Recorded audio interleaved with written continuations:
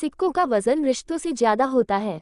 संस्कारी बेटियां ही संस्कारी बहू बनती हैं। जितना और जैसा अनुभव मायके में मिलता है वही लड़की के लिए उसके ससुराल के लिए सीख होती है। रिश्तों की कोई पाठशाला तो होती नहीं है कि आप अच्छी बहू या बेटी बनने का कोर्स कर ले और बन जाए परफेक्ट बहू।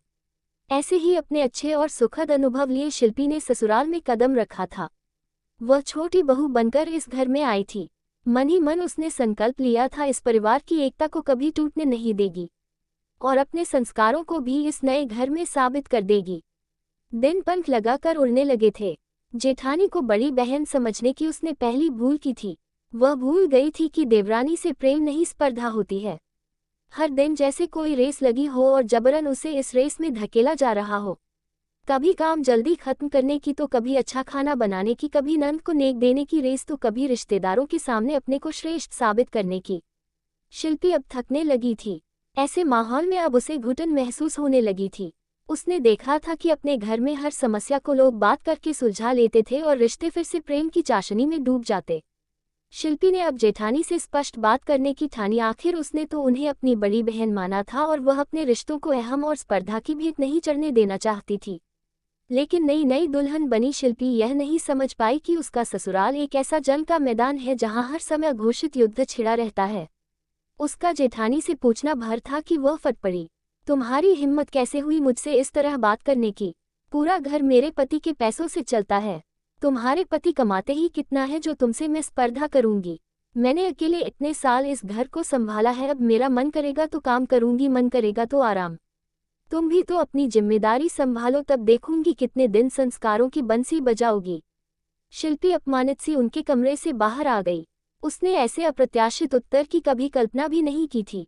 क्या दीदी को मेरा सबसे प्यार से बात करना इतना खलता है कि उन्होंने ऐसी बातें अपने मन में कड़वाहट बनाकर भर ली? उसकी आंखों से आंसुओं की धार बहने लगी। जेठानी के कमरे से पूरी आवाज बाहर सासू माँ के कमरे में जा रही थी। फिर भी सासू माँ ने एक भी बार शिल्पी के पास आकर नहीं पूछा। वह काफी देर तक वहीं बैठी रोती रही, फिर उठकर अपने काम में व्यस्त हो गई। उस दिन के बाद एक और आश्चर्यजनक घटना घटित हुई। अब सासू माँ का व्यवहार शिल्पी के प्रति रुखा ही रहता। वह हर काम में उसकी गलती निकालती और बड़ी बहू सीमा को बढ़ावा देती। शिल्पी के लिए ये समझ पाना कठिन हो गया था कि आखिर उससे गलती कहाँ हुई। आखिर एक दिन उसके सब्र का बांध पति विशु के सामने टूट गया। वह फूट फूट कर रो पड़ी। विशु ने उसकी पूरी बात सुनने के बाद कहा, शिल्पी भैया मुझे 3 गुना कमाते हैं। घर के खर्चे में हिस्सा तो मैं भी देता हूँ और भैया भी, लेकिन फिर भी मम्मी का झुकाव उनकी ओर ही अधिक रहता है। एक बात समझ लो, घर में उसी का सिक्का चलता है जो ज्यादा नोट कमाता है। तुम्हारी कोई गलती नहीं है, खुद को दोष मत दो। मेरे कारण तुम्हारे साथ ऐसा व्यवहार हो रहा है, मुझे माफ कर दो। विशु भी लगभग रुआंसा हो गया था। शायद बरसों से जो बात वह महसूस कर रहा था शिल्पी के कारण आज उसकी जुबान पर आ गई थी। आप चिंता मत करिए, मेरे लिए तो आप दुनिया की सबसे अमीर इंसान हो। मुझे कोई फर्क नहीं पड़ता और आज से माँ जी की बात का भी नहीं पड़ेगा। उनके गलत सोचने से आप या मैं गलत नहीं हो जाते। मैं आपके साथ हूँ, मुझे आपकी काबिलियत पर पूरा भरोसा है। दोनों ने एक दूसरे का हाथ थामा और मन ही मन वादा किया कि अब ऐसी बातों के लिए कभी अपना मन नहीं खराब करेंगे। शिल्पी ने जल्द ही बच्चों को पेंटिंग सिखाना शुरू किया। धीरे धीरे बच्चे बढ़ने लगे और बहुत कम समय में ही उसका पेंटिंग स्कूल चल निकला। अब वह भी विशु की आर्थिक रूप से मदद करने लगी। सास और जेठानी का व्यवहार तो अब भी नहीं बदला, लेकिन अब वो दोनों अपने जीवन में खुश और संतुष्ट हैं। सबको खुश रखना संभव नहीं है, एक और अनुभव उसके खजाने में जुड़ गया था। वैसे भी कुछ लोग कभी नहीं बदलते, किसी की अच्छाई को देखकर भी वो बुरा ही बर्ताव करते हैं। क्यों, सही कहा ना दोस्तों? इसलिए ऐसे लोगों को इग्नोर करके आगे बढ़ने में ही समझदारी होती है।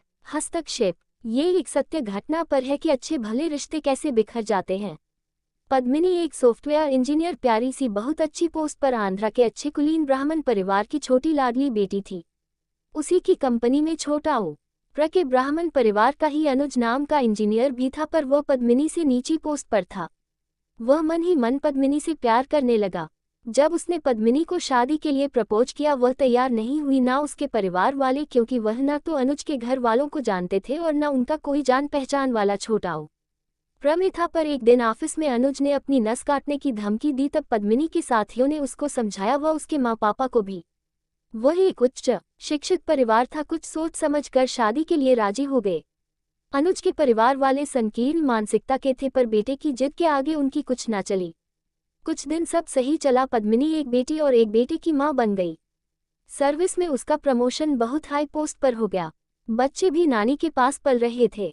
अचानक पद्मिनी को कंपनी ने विदेश में नई शाखा का कार्य सौंप दिया। पद्मिनी यूएस चली गई। वहां जाकर अनुज और बच्चों को भी बुला लिया।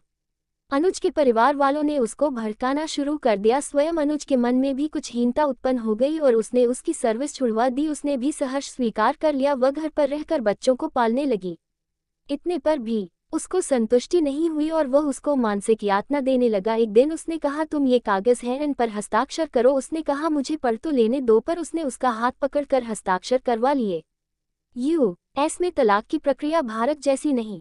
तलाक हो गया। बच्चों को भी अनुज के लिए सौंप दिया। बस पद्मिनी बच्चों से कभी कभी मिल सकती थी। तलाक को भी 7 साल हो गए। अनुज ने उसे बच्चों से नहीं मिलने दिया। वह लौटकर इंडिया आ गई।